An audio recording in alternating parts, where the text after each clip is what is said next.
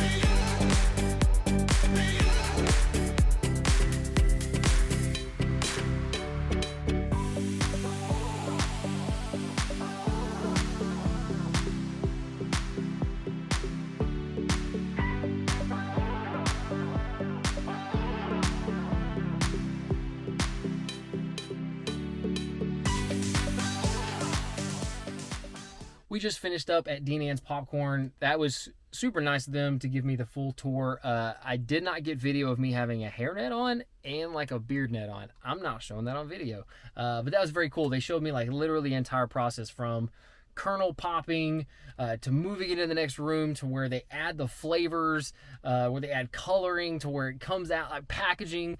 It's all right here in Wiley, which blew my mind because I didn't picture this when I thought of Deanan's Popcorn being here in Wiley. Coming out here and seeing the entire process. And